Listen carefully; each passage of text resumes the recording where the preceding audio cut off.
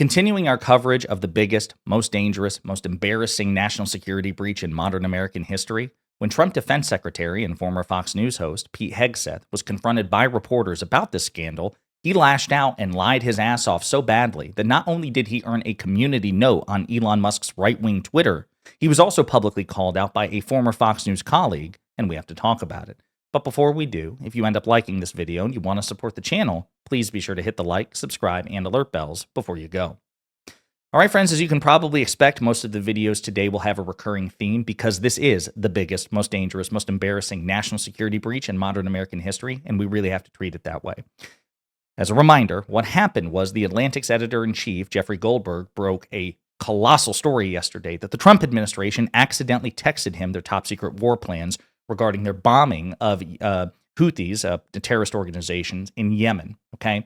Now, it's been all over the place in terms of reaction to this. It's made news, it's made headlines. Quite frankly, it deserves more than even what it's getting. But yesterday, Pete Hegseth, the Trump Defense Secretary and former Fox News host, who was in this Signal text chain, was confronted about this, and this was his reaction. Looking forward to it. One question. Can you share how your information about war plans against the Houthis in Yemen was shared with a journalist in The Atlantic? And were those details classified? You're talking about a deceitful and highly discredited so-called journalist who's made a profession of peddling hoaxes time and time again, to include the hoaxes of Russia, or the fine people on both sides hoax, or suckers and losers hoax. So this is the guy that peddles in garbage. This is what he does. I would love to comment on the Houthi campaign because of the skill and courage of our troops. I've monitored it very closely from the beginning. And you see, we've been managing 4 years of deferred maintenance under the Trump administration. Our troops, our sailors were getting shot at as targets. Our ships couldn't sail through. And when they did shoot back, it was purely defensively or at shacks in Yemen. President Trump said, no more. We will reestablish deterrence. We will open freedom of navigation, and we will ultimately decimate the Houthis, which is exactly what we're doing as we speak from the beginning, overwhelmingly. So, as you can see, he's visibly nervous. He's desperate to try to come up with some sort of spin on this. So he says, Jeffrey Goldberg, he peddles hoaxes.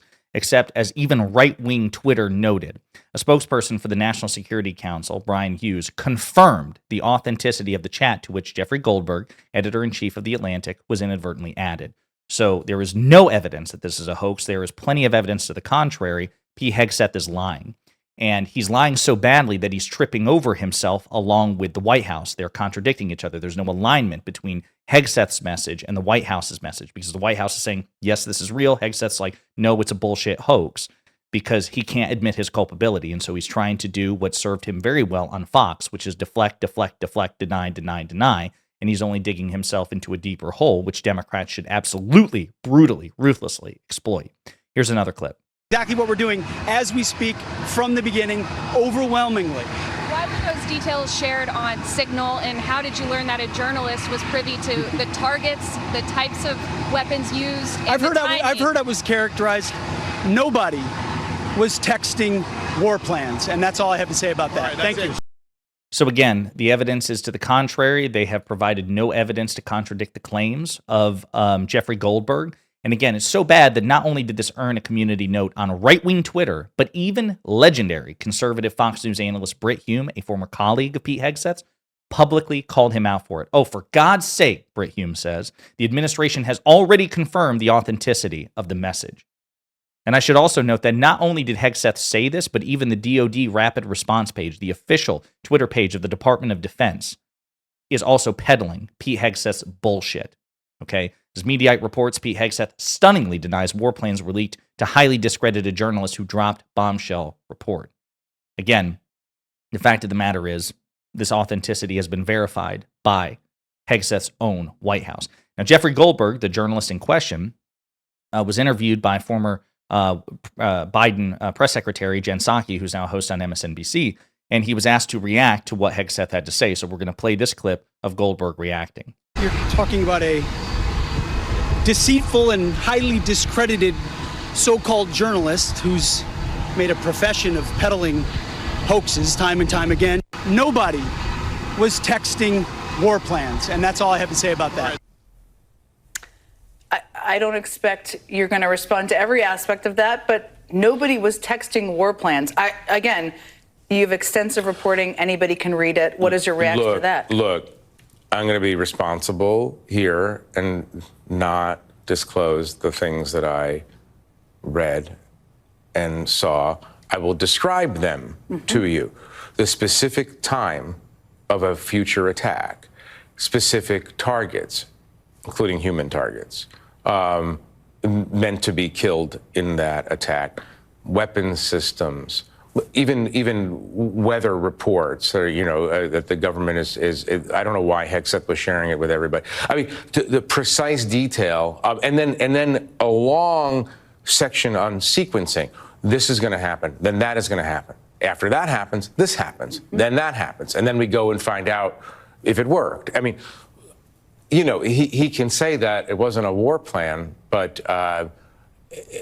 it was a minute by minute accounting of what was about to happen, organized by CENTCOM, Central Command, which is the military oversight group of the Middle East, the broader Middle East.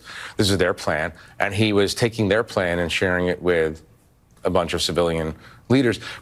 It's interesting because as I'm reading it at 11:44 a.m. on Saturday morning, the 15th, seeing that the Houthis are not going to know about this for another couple hours. And you know about it. Well, and I know about it, and I'm thinking, So yeah, that's Goldberg debunking the lie of Hegseth that war plans were not shared. It was operational details, apparently minute by minute, that were conveyed on this unauthorized Signal app. Now, the details of this, highly classified, highly sensitive, very likely broke federal law, what Hegseth, Vance, Michael Waltz, and others did as well. Not that there will be any prosecutions given who the current attorney general is, but here's another interview in which Goldberg is on CNN, again debunking the lie of Hegseth and others that war plans were not shared. Saying that nobody was texting war plans, given you were privy to this group chat. Is that how you saw it? no, that's a lie. He was texting war plans. He was texting attack plans. When targets were going to be targeted, how they were going to be targeted, who was at the targets, when the next sequence of attacks were happening. I didn't publish this, and I continue not to publish it because it felt like it was too confidential, too technical, and I worry, honestly, that sharing that kind of information in public could endanger American military personnel. But no, they were plans for the attack. And they were texted before the attack. Saying that nobody was texting. So there you go. It's unambiguous, folks. It really is.